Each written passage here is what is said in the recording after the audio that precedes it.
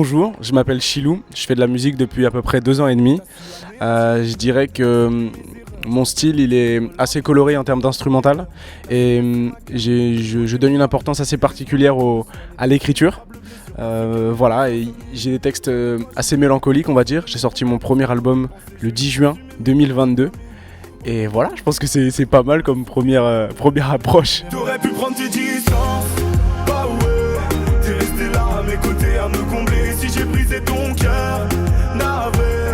Prends donc le mien si tu veux le remplacer. T'aurais pu prendre tes distances, bah ouais. T'es resté là à mes côtés à me combler. Si j'ai brisé ton cœur, navré. Prends donc le mien si tu veux le remplacer. T'as totalement raison déjà sur le premier point que t'as abordé. On a l'impression que ça fait plus longtemps que ça que t'es dans la musique. Ce que tu m'as dit au début. Déjà, l'album, il faut savoir qu'il n'a pas été écrit en 6 mois. En réalité, il a été écrit en 2 ans à peu près. En fait, quand on venait de terminer l'EP, on cherchait de nouvelles sonorités, de nouvelles façons d'exprimer ce que j'avais à dire, tu vois. Et on a commencé à écrire doucement, qui était un des morceaux de l'album, doucement, Mieux à deux, qui tu vois ont des influences assez particulières. Mieux à deux est super électro, doucement est très un rythme assez chaloupé, je sais pas si c'est le mot, tu vois. Et effectivement, c'est un album qui a été écrit sur beaucoup de temps. Chaque titre a une histoire. Et puis déjà, ça c'est le premier point que j'ai trouvé génial que tu aies relevé, donc bah merci beaucoup. L'autre truc, effectivement, le délire d'album revanchard.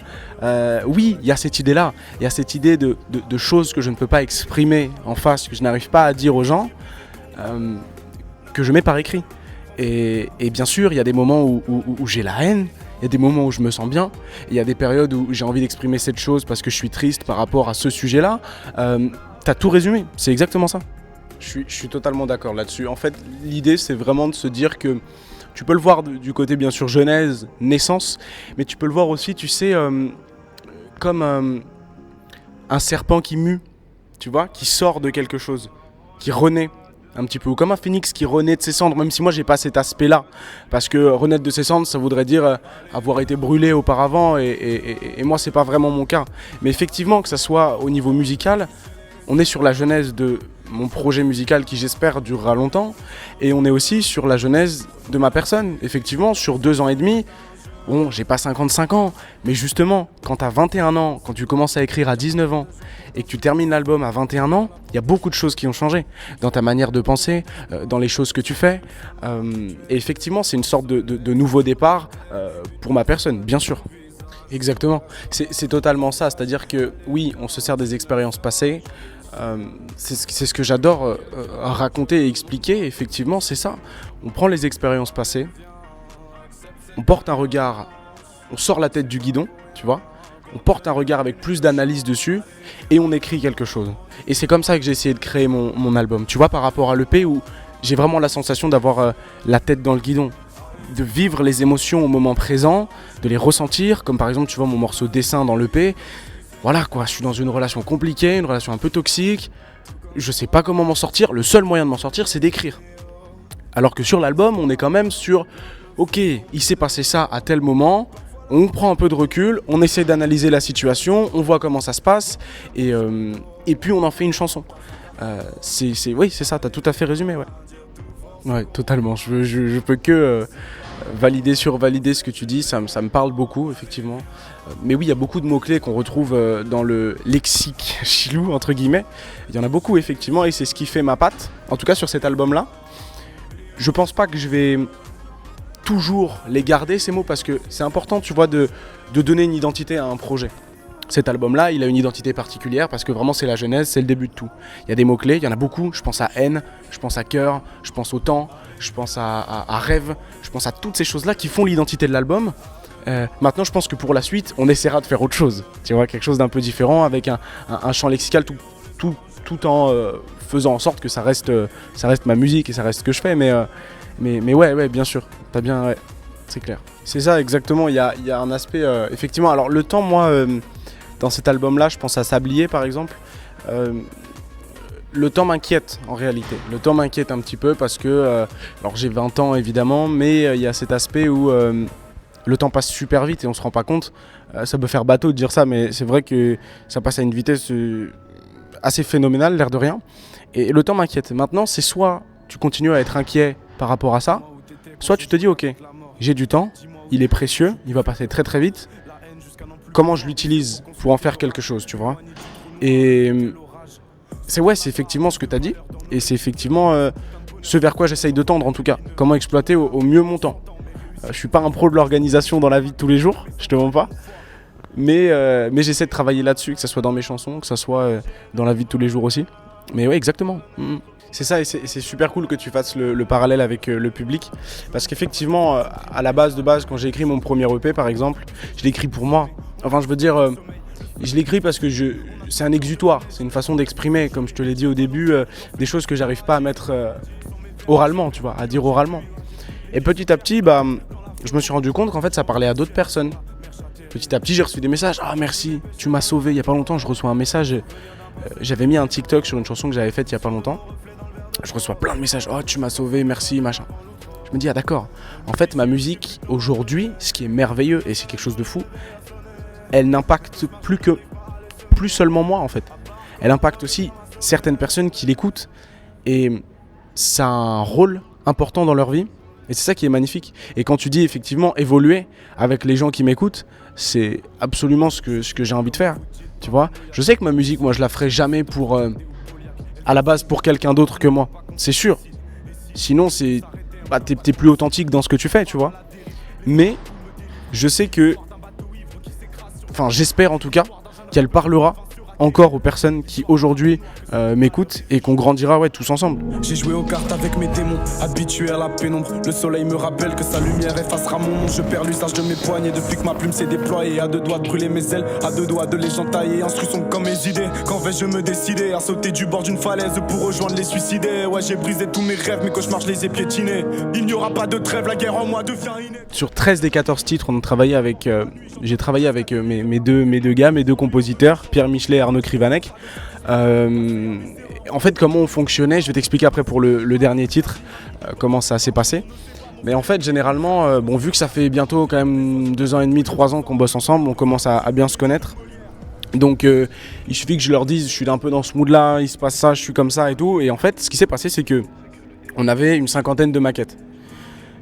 Donc vraiment en mode, un peu de tous les moods, tu vois, il y avait vraiment de tout en l'occurrence. Et puis au bout d'un moment, on s'est tous posés au studio. On a écouté une première fois, une deuxième fois, une troisième fois, toutes les maquettes. On s'est dit ok, chacun avait sa petite liste. On a fait notre liste de on garde, à retravailler, on dégage. Et au fur et à mesure, la cohérence en fait artistique et la direction artistique, elle est venue comme ça, tu vois. Elle est venue en prenant le temps. Ensuite, on a fait des sessions de voix définitives. Donc c'est là où j'ai reposé avec les gars. Les gars ont retaffé leur prod, évidemment, pardon. Et voilà, donc ça s'est passé comme ça. Pour le dernier titre, qui est Jeunesse d'ailleurs, on a bossé avec Valentin Marceau, Nicolas Fouet qui est chez Tôt ou Tard, et Geoffrey Dandy. En fait, on était en séminaire à Saint-Rémy-de-Provence. Ils sont venus nous rejoindre, donc on était avec notre équipe, et eux sont arrivés en plus. Et là, comment ça s'est passé, Nicolas Fouet fait les premiers accords de Jeunesse au piano. Là, je ressens un espèce de truc de fou dans mon ventre, tu vois, quelque chose que tu peux pas expliquer, tu vois, mais vraiment un truc de dingue. Et je commence à écrire direct, tu vois, direct. Ensuite, il y a Geoffrey Dandy qui s'occupe des drums, qui s'occupe des basses. Chacun avait son rôle en fait. Valentin Marceau, il s'est occupé des arrangements, je crois. Et en fait, ça s'est créé comme ça. Ça se crée généralement, j'ai l'impression, ça s'est créé pour cet album-là, sans se poser beaucoup de questions, sans trop réfléchir. Quand j'ai essayé de réfléchir au début, moi je me souviens au tout début du séminaire, j'écris Je ne dors pas en tout premier. Je mets 1 jour à l'écrire. Alors qu'en général, franchement, en 2h30, normalement, j'ai terminé. Bon, après, je repasse dessus, tu vois, sur le texte. Mais généralement, le premier jet est envoyé au bout de 2h30. Et je me posais des questions, je cherchais vraiment un peu la petite bête pour rien. Et à partir du moment où j'ai arrêté de me poser 25 questions, à partir du moment où j'ai compris que si ce texte-là, ce jour-là, c'était compliqué de le terminer, et qu'un jour, J+7, je le reprenais, et que je le terminais, comme ça s'est passé pour J'écris, par exemple, c'était pas la mort, tu vois. Et voilà, je dirais que la phase de création s'est vraiment passée sans se poser de questions. Grave. Mais totalement. Et franchement, je trouve que tu résumes super bien en fait. Tu résumes super bien ce que je pense et ce que j'ai vraiment voulu signifier avec cet album-là. Le beau arrivera, bien sûr. On a un peu connu des moments compliqués qui justement, en réalité, je suis heureux de les avoir vécus parce que sinon je pense que j'aurais jamais eu autant de sincérité dans mon écriture, tu vois. Et je suis heureux d'avoir trouvé la musique, je suis heureux d'avoir trouvé l'écriture avant la musique en fait. C'est important pour moi de préciser ça. Moi à la base j'écris des textes. J'écris parce que je suis pas capable de dire, comme je te l'ai dit 25 fois dans l'interview. mais voilà, et après la musique arrive. Après la musique est arrivée dans ma vie, tu vois. Mais l'écriture, moi ça m'a sauvé. Et c'est fou qu'aujourd'hui, avec les expériences que j'ai connues, les choses plus compliquées, je puisse me dire aujourd'hui, je m'en sors, je sors mon premier album, j'en suis fier, j'en suis heureux. Je peux déjà penser à la suite, je peux déjà penser à avancer parce que mon équipe fait en sorte que on a fait le premier album, c'est bien, bravo, c'est une étape. Maintenant on passe à la suite. Et ça je trouve ça génial. Et c'est ouf de pouvoir se dire que en fait tout a commencé dans ma chambre, j'ai commencé à écrire et aujourd'hui je peux sortir un album et c'est magnifique. Et j'ai des retours comme le tien sur cet album-là qui me poussent à me dire ok en fait continue à écrire, continue à te donner du mal, à être toi-même surtout, à être authentique dans ce que tu fais. Et ouais, enfin grave. Et du coup, ça me fait ultra du bien, tu vois, d'entendre ça. Totalement. En fait, j'ai une profonde conviction, c'est que sur scène, tu peux avoir tous les décors possibles, toutes les lumières possibles. Si le gars sur scène n'est pas sincère dans ce qu'il fait, ne retranscrit pas l'émotion qu'il a eue au moment où il a écrit ces chansons-là au public, pour moi, c'est pas une scène réussie, tu vois. Et c'est ce qu'on va essayer de faire, effectivement, que ça soit simple. Ouais, nous on fera un truc, je pense qu'on fera un truc assez simple, qui me définit bien. Et moi, de mon côté, évidemment, il faut que je bosse, parce qu'effectivement, il y a beaucoup de techniques, tu vois, pour être sur scène, il y a beaucoup de souffle à gérer. Je l'ai vu parce que j'ai fait une petite tournée l'automne 2021. Là, j'ai le Fnac Live qui arrive le 29 juin. J'ai des dates en novembre, d'ailleurs, si tu veux venir, Café de la Danse, le 30. Donc tu seras le bienvenu. Et il y a plein de petites dates, il y a des festivals, donc il faut commencer à être OP, que ça soit prêt physiquement, prêt mentalement. Et puis oui, au niveau des textes, je pense qu'il n'y a pas trop de calcul à avoir. Au niveau de l'interprétation, il ne faut pas calculer. Il faut vivre, il faut penser le texte, tu vois. C'est vraiment mon point de vue là-dessus. Et ouais, et je pense qu'après ça passera tout seul, ça glissera tout seul.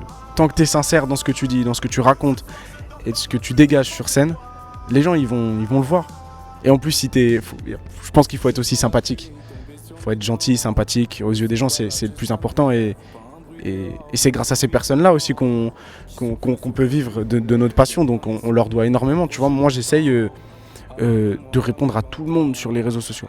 J'essaie de répondre TikTok, je réponds à tout le monde. TikTok vraiment.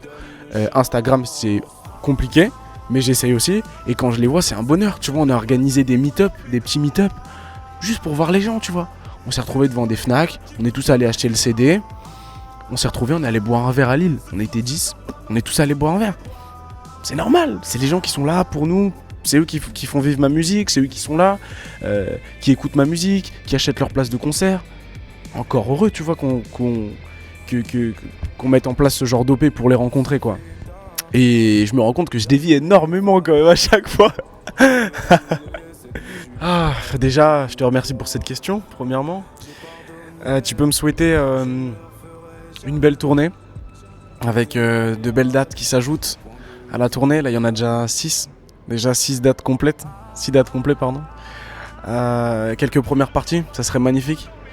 Et voilà, un album qui marche plutôt bien, qui plaît aux gens, qui continue de toucher les gens. Et voilà, c'est ça, c'est tout ce que tu peux me souhaiter. Ouais, franchement, c'est ça.